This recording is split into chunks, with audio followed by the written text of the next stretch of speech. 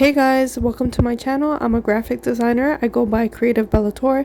I'm going to show you how to create a pattern in Adobe Illustrator and also color grade it.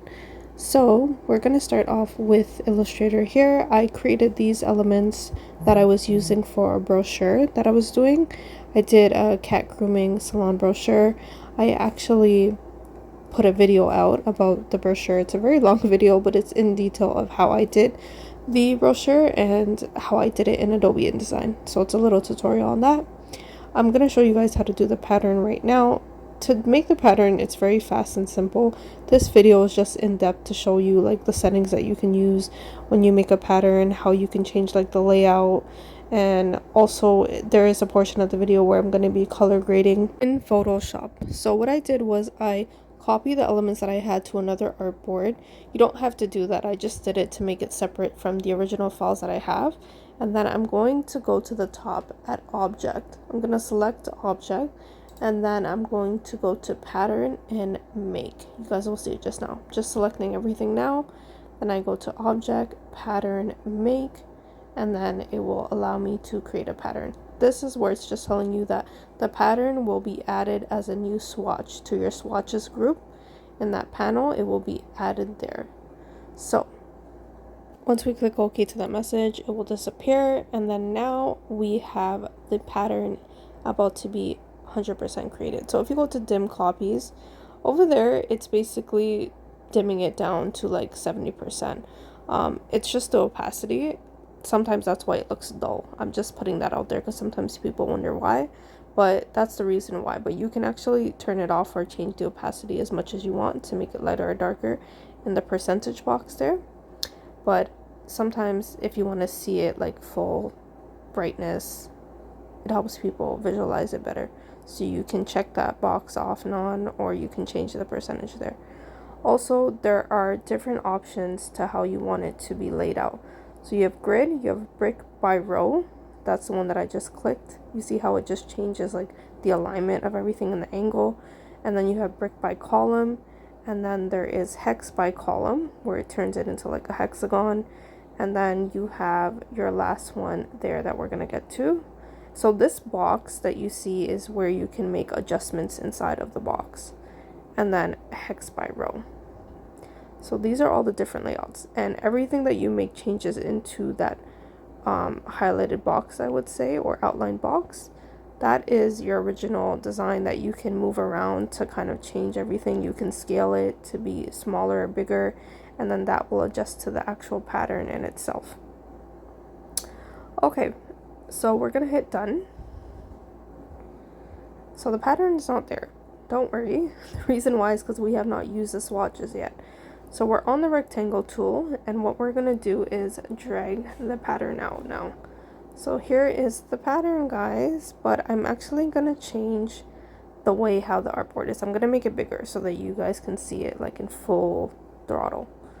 Yeah, so we're just going to change our artboard there. So I just click the artboard tool, and then now I'm just making it bigger and wider so that it looks more better when I'm going to lay the pattern out.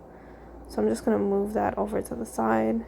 And now I'm going to hit the rectangle tool again, hit the swatch in the swatches group, and there we go. Here is our pattern.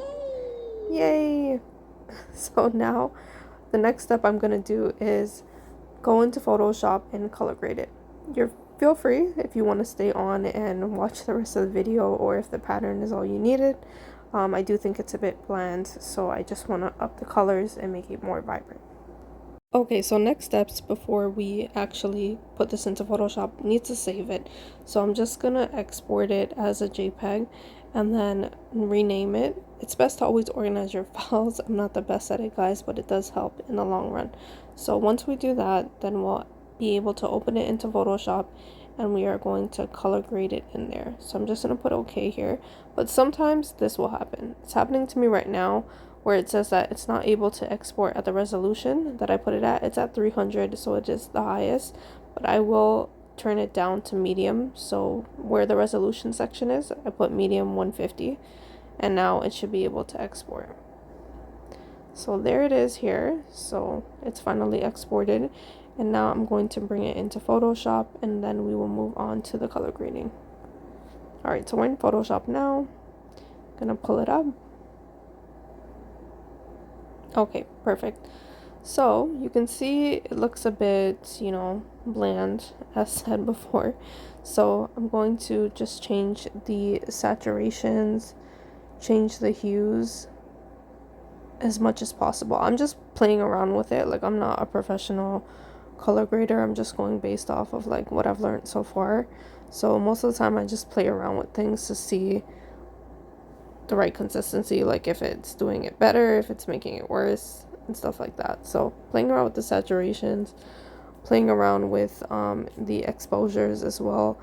I'm going to use a little bit of exposure here, but I think it's just too much, so I'm just gonna bring it down. The gamma correction is the best thing that I've witnessed in Photoshop. I love using this tool to like make everything brighter and just more bolder. Like the colors just look more punchy. Okay guys, so we are done. That's all I'm putting on here. Gamma correction ended up doing most of the work, and the hue and the saturation, and a little bit of the exposure. So now I'm going to save this as a Photoshop file, and I'm going to compare the old one, or the original one I would say, to the color graded one. I just want to show you guys the difference and show you guys how much more better this one looks. So I'm gonna pull it up soon. Okay, this Teams thing keeps opening. Just go away, please. Okay, thank you.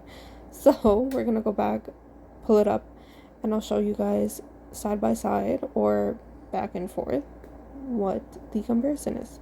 So this is the old one, or original, and this is the color graded one. Original, color graded, original, color graded, original, and the color graded. Sorry, I keep going back and forth. I hope this video was educational and it helped anyone out.